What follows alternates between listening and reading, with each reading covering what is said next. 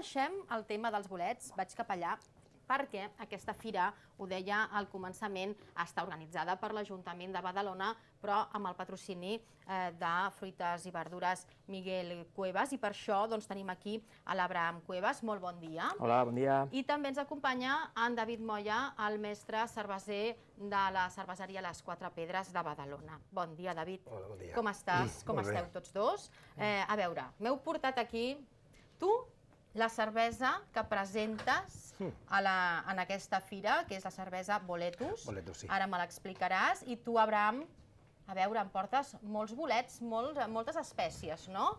Repassem des d'allà fins aquí? Vinga, perfecte. Vinga, va, Abraham. Bueno, hem portat una petita mostra de lo que demà podran veure la gent a la fira. Aquest exemplar que veiem aquí, que és Gírgola silvestre, això és un regal que em van fer ahir al meu proveïdor. Sí?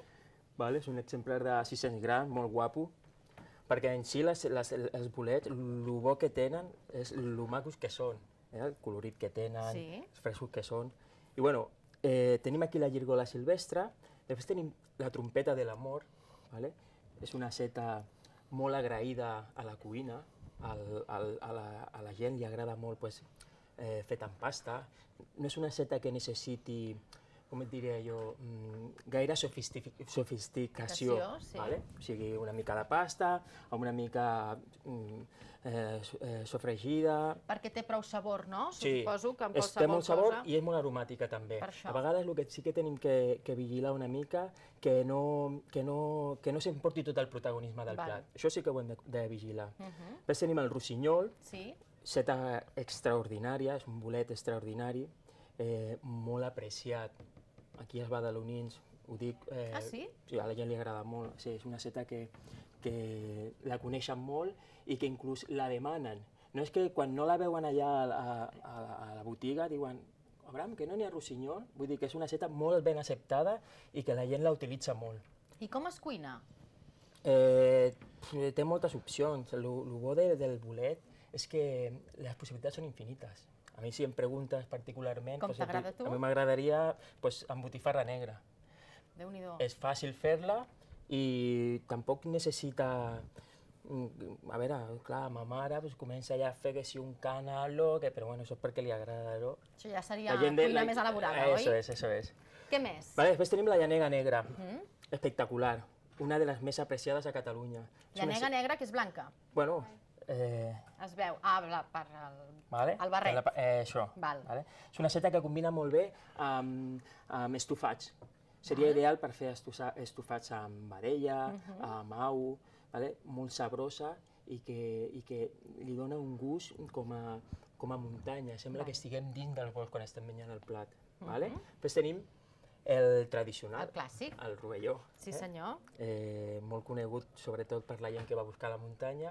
Té un perquè, això, perquè és difícil de confondre's, no? A l'hora de tu veus un rovelló a la muntanya, i aquí tenim diversos exemplars, tenim un de petitó, un de més gran. El rovelló, quan surt a la muntanya, té el barret pla, a mesura que passen dies i està a la muntanya, cada cop es va fent fins que arriba a ser com convexa.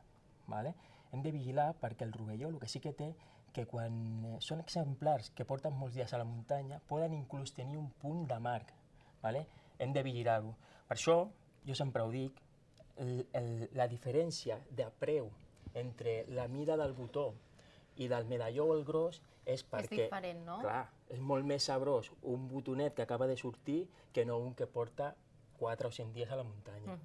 Com hi participareu a la fira, Abraham? Perquè tinc poc temps i vull parlar amb en David. Vinga, sí. Posarem una exposició per venda, farem venda de bolets frescs, en conserva i deshidratats, juntament amb la carpa de l'Escola de Natura Angeleta Ferrer, perquè com que vindran nens i tenim que fer una mica d'una exposició perquè els nens puguin identificar i tal, hem pensat de fer-ho tot junt. O sigui, serà una carpa d'uns 9 metres i quedarà molt maco. Ens ensenyareu a netejar els això bolets i a conservar. Sí, perfecte. David, anem per la cervesa, per acompanyar els bolets, sí? Perquè què m'adiraria aquesta cervesa? Aquesta, doncs, sí, més bé pel perfil que tens, més bé encaixa millor gastronòmicament quasi que de consum, per dir-ho d'alguna forma. Dóna molt de lloc, tot tipus d'arrossos encaixa perfecte. El risotto, per exemple, jo puc garantir també, això ho he tastat personalment. També han estofats, carn de vedella, fricandó. També ho vaig tastar amb un formatge de cabra macerat amb tòfona. Així el caràcter terrós, evidentment, lliga perfectament. I ara aquests dies també he tingut l'oportunitat, i això sí que ho recomano, uns amics, una amiga, van fer una paella de bolets i va canviar la cervesa per l'aigua per fer el caldo, diguem-ne, base de... I va potenciar el sabor, no? Sí. Perquè quins matisos hi trobarem? Aquesta, la cervesa, està elaborada en 5 tipus de Sí? bolets. Porta camagrocs, porta ceps, trompetes de la mort, carreretes i rossinyols. Té caràcter molt terrós. El mateix fong dona a sotabosc, tant en nas com en boca. De fet, el regust a la llengua deixa com una sensació arenisca. Aspra. Com arenisca, com la pols una mica terrosa. I una cosa també que pot cridar l'atenció és que el color de la cervesa en realitat és rosa a l'hora d'elaborar les maltes que hem fet servir. No hem fet servir maltes torrades per donar-li aquest color més intens. És les trompetes de l'amor, precisament, les que tenyeixen el líquid, diguem-ne. D'aquí ve aquesta sensació més aspra al final. Però vaja, és una cervesa que quan l'oferim, la gent generalment quan li diuen bolets pensa una mica un caldo pesat, molt Estira intens. cap enrere, potser, no? Però està molt ben perfilada, és molt fina, sí, i tant que sí, no és gens agressiva. No és d'aquelles que serà molt espessa, ni la trobarem forta, ni res. Té carbonatació i té acidesa per donar frescor, notes afruitades del llevat també per compensar, per amagar una mica l'agressivitat dels fongs, diguem-ne, però vaja, sense que perdre la seva identitat, que és aquesta, clar. L'hem de prendre sempre amb bolets o no? No. O podria casar amb qualsevol altra cosa? Sí, el que dèiem, amb la carn que no sigui molt intensa, la de vedella, per exemple, va perfecta, els arrossos no té per què... Amb bolets, evidentment, lligarà, com no, però no, ni molt menys, Quan la presenteu? Doncs aquesta fem la presentació degustació, que evidentment convidem a tothom que es vulgui apropar, divendres i a la 1 al migdia i el dissabte també. Farem un parell de passades. On podem trobar-la, aquesta cervesa, a banda de la fira, si ens hi passegem? Ara mateix ho tenim a punts de venda, vols dir, no? Sí, clar. Allà a la cerveseria Quatre Pedres, també a la fruiteria Miguel Cuevas. Aquí també heu buscat sinergia, Exacte, sí. Molt ben fet, molt ben fet. Em va comentar i mira, va sortir tot això. Podem dir els horaris de la fira, perquè tothom els hi quedi clar? Comença demà a quina hora? Demà a les 13 hores fins a les 9. També diem que és una mica dinàmic, l'horari en funció, és la primera vegada que ho fem i bueno, però els horaris que en teoria hem pensat és de 1 a 9 demà i de 9 a 9 tant divendres com dissabte.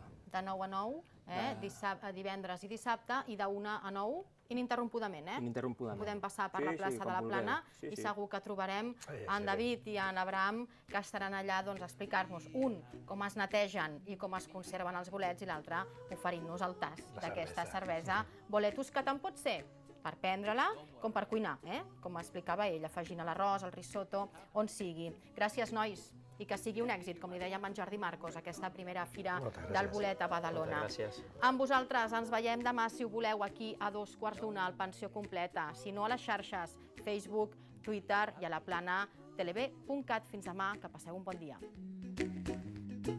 Ain't got no cash, ain't got no style, ain't got no girl to make you smile, but don't worry, be happy. When you worry, your face will frown, and that will bring everybody down.